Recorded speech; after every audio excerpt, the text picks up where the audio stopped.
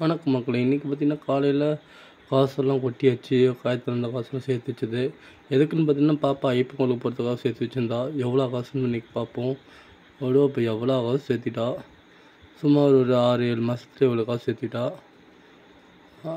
50, 100, 500, 2 ரூபா, 1 ரூபா அந்த மாதிரி சேர்த்து வச்சுருக்கா. பார்க்கலாம் எவ்வளோ வருதுன்ட்டு, என்ன பண்ணுறான்னு பார்க்கலாம். வா அள்ளி போடுறா. 200 ரூபா, 10 ரூபா, 20 ரூபா, 500 ரூபா. பாருங்க மக்கள் எவ்வளோ காசு சேர்த்து வச்சுக்கிறான்னு பார்ப்போம். யோசரி ஐயப்பன் கோயிலுக்கு இந்த வருஷம் போகிறதுக்காக பிரித்து பார்த்தோம். அதில் எண்ணுறாங்க. எல்லாம் தனித்தனியாக பிரித்து வச்சுட்டாங்க. 10 ரூபா தனியாக, 100 ரூபா தனியாக, 200 ரூபா தனியாக, 5 ரூபா தனியாக, 10, 20 ரூபா தனியாக அந்த மாதிரி பிரித்து வச்சுருக்காங்க.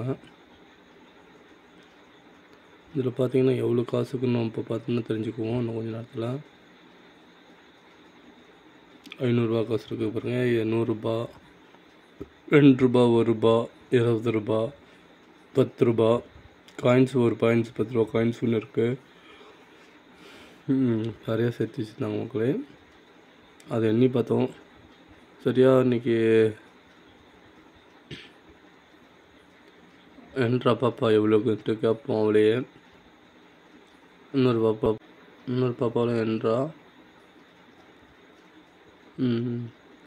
இப்போ பார்த்தீங்கன்னா அந்த லெவலில் இருக்குன்ற எண்ணி பார்த்ததில் 2572 ரூபா அமௌண்ட்டு சேர்ந்துருக்குதுங்க.